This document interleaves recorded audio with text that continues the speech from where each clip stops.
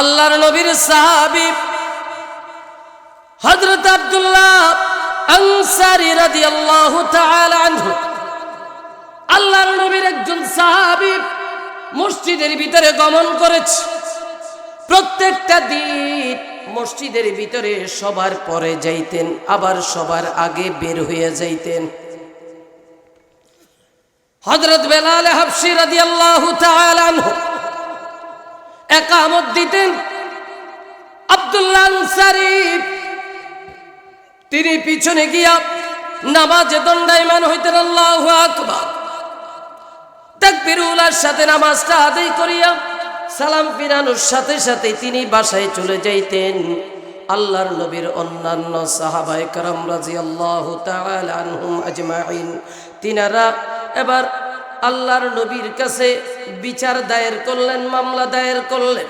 ডাক দিয়া বলতেছে, নবী গো, ও নবী, আপনার সাহাবী হযরত আব্দুল্লাহ আনসারী রাদিয়াল্লাহু তাআলা আনহু তিনি প্রত্যেকটা দিন সবার শেষে মসজিদে আসে, সবার আগে মসজিদ থেকে চলিয়া যায়। তার কারণটা কি?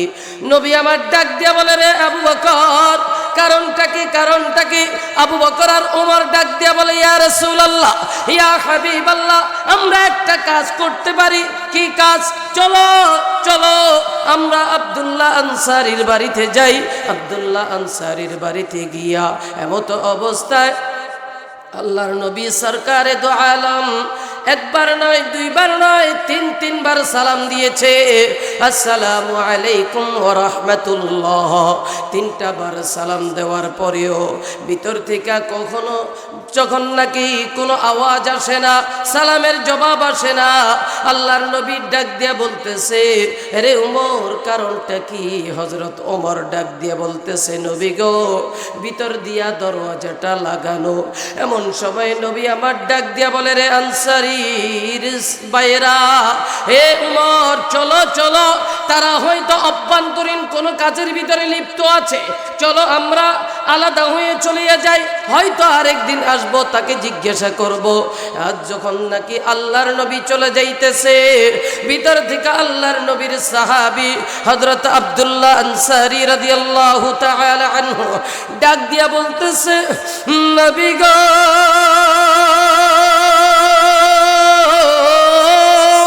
আল্লাহু আকবার বলো, ইয়া রাসূলুল্লাহ, ইয়া হাবিবাল্লাহ, আপনি আমার বাড়ির দরওয়াজায় আসছেন আর আপনি চলিয়া যাইবেন, এটা আমি সহ্য করতে পারি না। নবী গো, আমার বাড়ির দরওয়াজা আর জানালাটা খুলে দিয়েছি, আসেন আসেন আমার ঘরের ভিতরে একটু বসেন। ঘরের ভিতরে আল্লাহর নবী যখন গিয়েছে, এমত অবস্থায় ডাক দিয়া বলতেছে, কিরে আব্দুল্লাহ আনসারী, তুমি প্রতিনিয়ত, তুমি প্রতিদিন মসজিদে সবার শেষে যাও, আবার সবার আগে বের হয়ে চলে আসো, তার কারণটা কি রে? কারণটা কি? কারণটা জানতে চাই। আব্দুল্লাহ আনসারী রাদিয়াল্লাহু তাআলা আনহু ডাক দিয়া বলতেছে, চোখের পাতাগুলো নিচের দিকে দিয়া ডাক দিয়া বলতেছে, নবী গো, আমি যখন নাকি কালিমার মালাটা গলায় পরেছি, কালিমার মালাটা আমার হৃদয়ে ধারণ করেছি, আমি যতদিন নাকি আল্লাহর প্রেমে পাগল হয়েছি, আপনি নবীর প্রেমে পাগল হইয়া ইসলামের সুশীতল ছায়াতলে আশ্রয় গ্রহণ করেছি, আমি বলেছি, ইন্নাল্লাযীনা ক্বালু রাব্বুনাল্লাহ,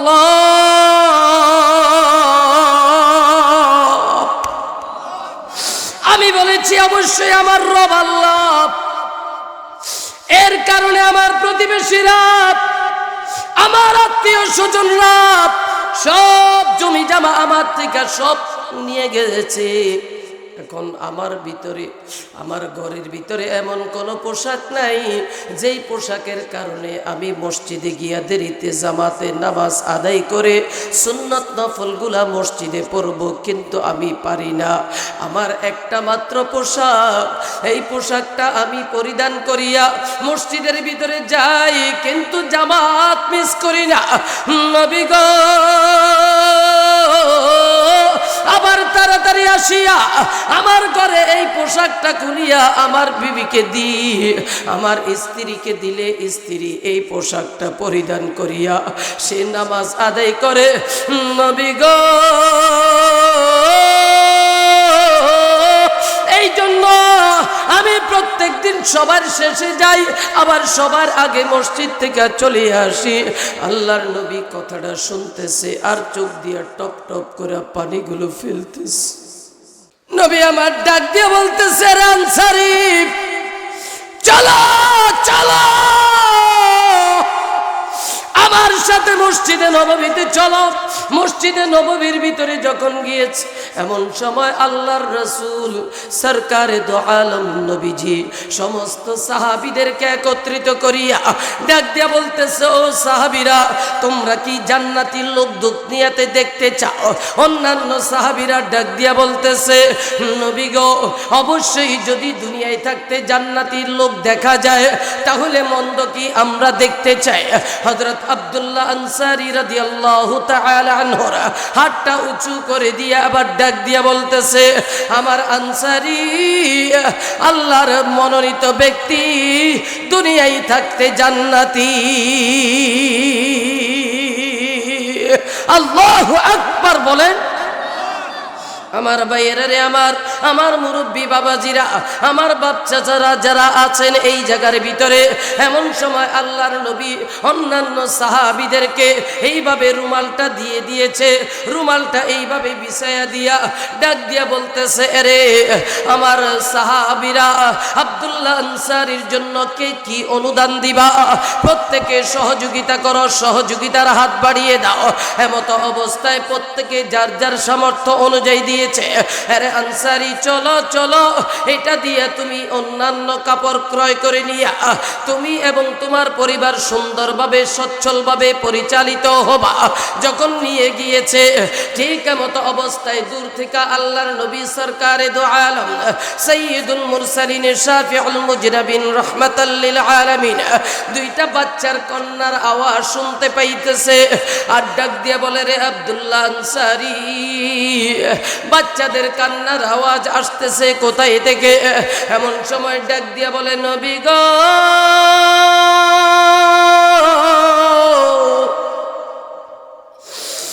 আপনাকে তো বলা হয় নাই, আমার দুইটা ছেলে আছে, ছোট ছোট বাচ্চা মানুষ।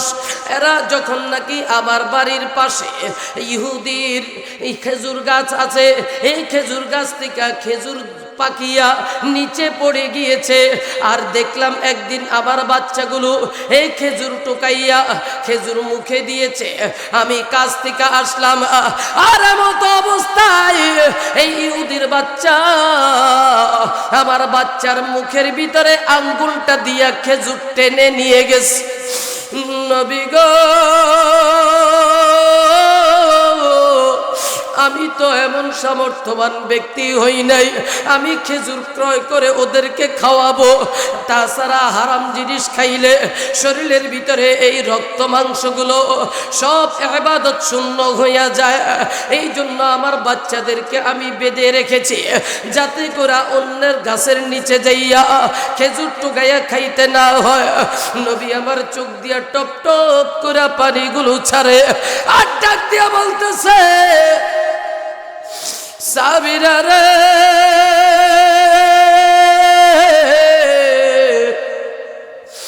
এই দুইটা গাছ কে ক্রয় করে দিবা? এই দুইটা গাছ ক্রয় করে আব্দুল্লাহ আনসারীকে দান করে দিবা। ঠিক এমত অবস্থায় আল্লাহর নবীর জলিলে কদর সাহাবী হযরত উসমান যিন্নুরাইন রাদিয়াল্লাহু তাআলা আনহু, হযরত ওমর ইবনুল খাত্তাব রাদিয়াল্লাহু তাআলা আনহু, এরা দুইজন ডাক দিয়া বলতেছে, ইয়া রাসূলুল্লাহ, ইয়া হাবিবাল্লাহ, নবী গো, আমরা তাকে এই দুইটা খেজুর গাছ ক্রয় করে দিব। আল্লাহু আকবার বলেন। এমতো অবস্থায় হযরত উসমান যাইয়া ইহুদির বাড়িতে যাইয়া ডাক দিয়া বলতেছে, ইহুদি ভাই তুমি কি এই খেজুর গাছ দুইটা বিক্রি করবা কিনা? কয় বেশি যদি মুনাফা পাই তাহলে বিক্রি করে দিব। কয় কি চাও মুনাফা? কয় বিনিময়ে 100 খেজুর গাছ দিলে আমি এই দুইটা গাছ দিয়ে দিব। এমতো অবস্থায় হযরত উসমান হযরত ওমর ইবনুল খাত্তাব ডাক দিয়া বলতেছে, হযরত উসমান ডাক দিয়া বলতেছে, আরে ইহুদি তুমি তো চাইতে কম চায়া ফেলেছ। আমার একটা বাগান আছে, এই বাগানটা যদি পুরাটা চাইতা পুরা বাগানটা দিয়া হলে ও আমার ভাই আনসারীকে এই দুইটা গাছ আমি ক্রয় করে দিতাম। যাও যাও যাও, আমার ওই বাগানের ভিতরে 1000 খেজুর গাছ আছে, তার মধ্যে হতে 100টা খেজুর গাছ তোমার যা পছন্দ হয় এই খেজুর গাছগুলো নিয়া তুমি নিয়ে যাও, আর এই দুইটা খেজুর গাছ আমাকে দিয়ে দাও। এবার বেচা কিনা হয়ে গেল, লেনদেন হয়ে গেল। এই দুইটা গাছ এবার আব্দুল্লাহ আনসারীকে ডাক দিয়া বলতেছে, আরে আনসারী আজকে থেকে এই দুইটা খেজুর গাছের মালিক হইলা তুমি, আর আজকে থেকে এইগুলো তুমি খাইবা, তোমার পরিবার খাবে, তোমার সন্তানরা খাবে, আর যদি বেশি হয় তাহলে বিক্রি করে তুমি সুন্দরভাবে পরিচালিত হবে। ভালো যদি বাঁচতে হয় আল্লাহর বাইশো, ভালো যদি বাঁচতে হয় আমার নবীর বাইশো। কথা বলেন মুসলমান, ঠিক না বেঠিক?